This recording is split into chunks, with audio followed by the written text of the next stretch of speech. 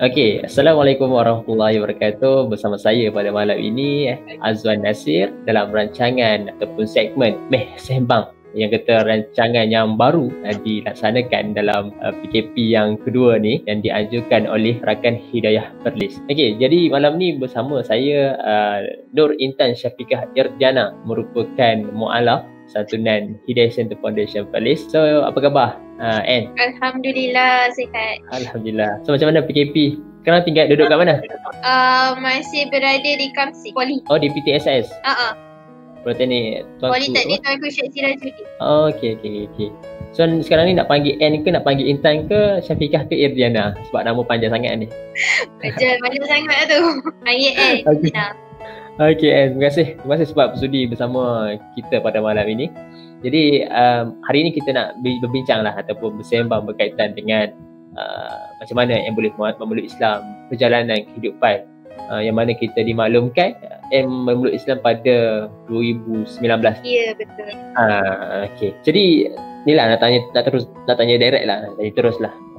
Bagaimana Anne boleh suka ataupun terdetik untuk menerima Islam ni, kembali kepada agama fitrah? Okay, sebelum Anne kongsikan, Anne kenalkan diri dululah. So, nama sebelum saya masuk Islam, Punita Wati Alexander. Dan nama selepas masuk Islam, Nur Intan Syafiqah Irdiana binti Alexander. Umur saya 22 tahun, masih belajar di Politeknik Tuanku Syed Sirajuddin Perlis dalam bidang teknologi maklumat. Berkaitan dengan soalan macam mana boleh terdetik untuk masuk Islam. Okey, dia sebenarnya jawapan dia senang, simple. Sebab keindahan dan kebenaran yang Anne tercari-cari dalam agama, itu jawapan utama saya. Okey, selain daripada tu, sebabkan Anne mula belajar bahasa Islam start daripada umur 13. Waktu tu sekolah menengah dan belajar di MRSM. So ramai kawan Melayu and tengok cara diorang, kehidupan diorang semua tu menambahkan lagi minat dan tercari-cari jawapan sebenarnya macam mana diorang boleh tenang walaupun keadaan rumit. So bila cari jawapan tu dapatlah, Alhamdulillah dapat jawapan dia. Jadi kalau tengok macam cerita tu, memeluk Islam tu tertarik dengan Islam tu pada sekolah sekolah menengah ke sekolah rendah? Ya, sekolah. Jadi bila dalam perjalanan tu siapa yang menarik untuk bersyahadah? Siapa yang pergi rujuk untuk tanya lagi detail ke semua? Maksudnya ada tak pergi jumpa ustaz, tanya berkaitan Islam tu sendiri macam mana untuk syahadah secara official lah? Okey. Yang selalu bagi saya motivation and selalulah tanya bila nak masuk Islam semua tu kawan-kawan saya. Dan start daripada form 2 mula belajar, betul-betul belajar. Saya belajar daripada ustazah, kawan-kawan saya. Ramai lagi lah yang ajar saya pasal Islam. Dan waktu tu pun saya dah start nak belajar puasa. So Alhamdulillah lah, sewaktu saya belajar tu saya puasa penuh. Lepas tu saya masuk Islam pada 25 hari bulan 9 2019. Waktu tu saya syahadah dekat One Center Malaysia Perlis. Dan selepas syahadah tu hati saya macam tiba-tiba rasa tenang, gembira. Dia macam satu perasaan ketenangan yang tak pernah rasa sebelum ni. Dan tu saya nangis. Okey, soalan seterusnya lah, macam perbezaan setelah masuk Islam ni dengan sebelum masuk Islam. Okey, perbezaan ketara sebenarnya banyak. Tapi yang main tu tingkah laku saya lah. Sebab sebelum saya masuk Islam, saya ni jenis yang orang selalu cakap, diorang tanya, awak ni sebenarnya lelaki ke perempuan? Macam tu. Sebab perangai saya memang ganas sangat, lebih kepada macam kelakian lah. Sebab saya membesar dengan abang-abang saya, tak ada adik perempuan tu kakak ke apa kan.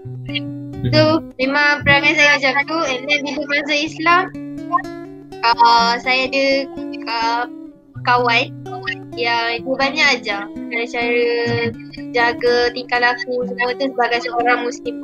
Alhamdulillah saya sekarang dah okey lah. Okay, dapat laksanakan lah kewajipan Islam semua kan. Jadi macam kalau dah masuk Islam tu semua kan, yelah macam yang kata tadi ada berinteraksi selalu membesar dengan abang-abang lelaki kan. Jadi dari sudut penerimaan mereka terhadap Anne setelah Anne memeluk Islam ataupun respon mereka lah setelah Anne masuk Islam, macam mana? Saya selepas saya masuk Islam, saya rahsiakan dulu sebab waktu tu saya memang tak ada keyakinan untuk bagi tahu siapa-siapa, terutama family saya. And saya bagi tahu, bukan saya bagi tahu, dia sebenarnya dia orang dapat tahu. First abang saya dapat tahu. And bila dapat tahu tu dia memang terkejut sampai dia nangis. Dia call, dia nangis semua. Dia cakap saya salah jalan apa. And then kita orang jumpa. Lepas tu, lepas waktu tu saya terangkan ni apa yang saya pilih dan alhamdulillah saya happy dengan pilihan saya. Dia dapat terima. Abang sulung saya dapat terima. So saya balik dengan dia. Lepas dah bagi tahu dekat mak ayah dengan abang kedua saya, dia orang memang tak dapat nak terima. Sampai terima ugutan untuk bagi saya murtad semua tu. Dan akhirnya berlaku satu peristiwa di mana saya terpaksa bawa diri balik ke place. Okay, macam dari segi yelah, macam yang kata tadi, Anne ada kawan bukan Islam dan ada kawan Islam yang ramai. Jadi macam dari segi respon mereka sendiri macam mana?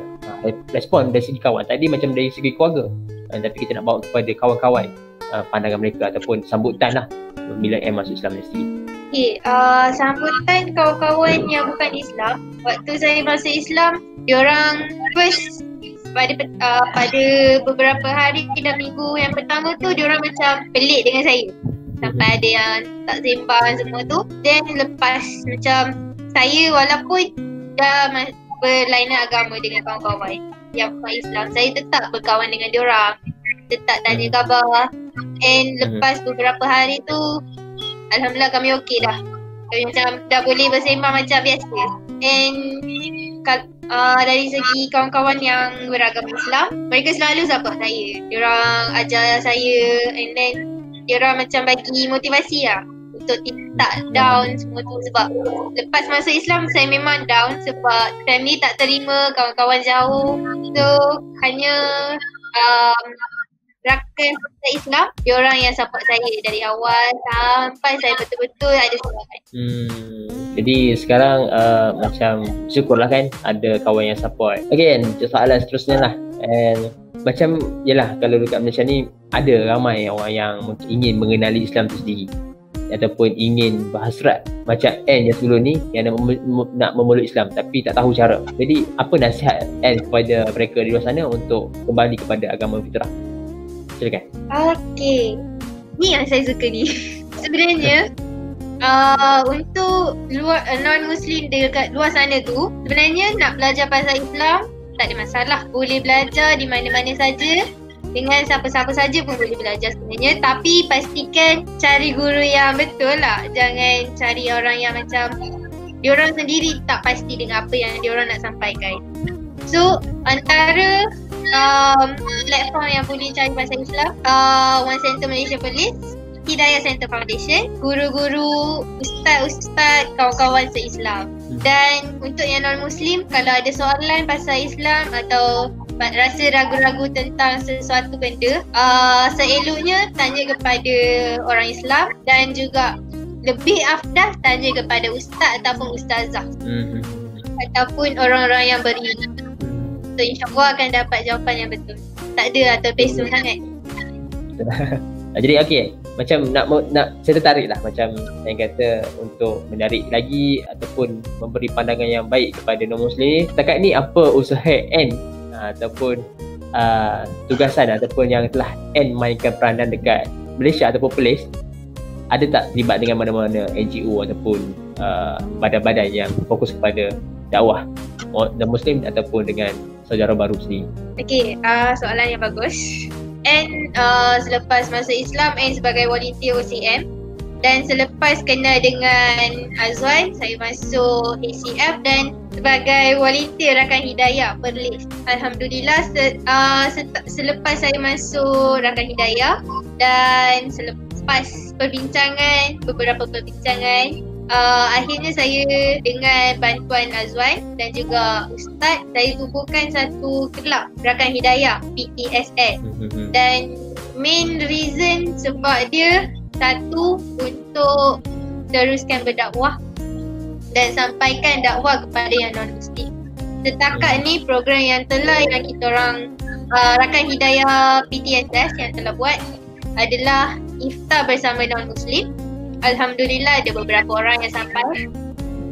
Dia ranjang sekali. Aktiviti-aktiviti sampingan seperti sukan nikah dan kem kepimpinan. Kem kepimpinan disampaikan oleh saya sendiri.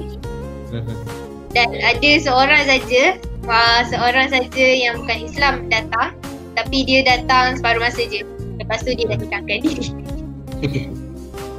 InsyaAllah selepas ni kami akan buat video-video dakwah dan video berkaitan dengan kisah-kisah mualaf yang lain yang ada di PTSS insyaAllah, dan akan diuploadkan dalam FB Rakan Hidayah Perlis. Okey, sangat menarik, macam promote pula Foundation Perlis. Okey, selamat berjaya dalam Rakan Hidayah lah. Jadi terima kasih kepada Anne. Setakat itu juga soalan yang kita pada hari ini, dan semoga apa yang kita dapat kongsikan ini dapat memberi manfaat kepada orang luar kat luar sana, dan semoga perkongsian ini memberi kesedaran kepada diri kita sendiri. Jadi rasa setakat itu saja. Terima kasih Anne. Assalamualaikum warahmatullahi wabarakatuh. Waalaikumsalam warahmatullahi wabarakatuh.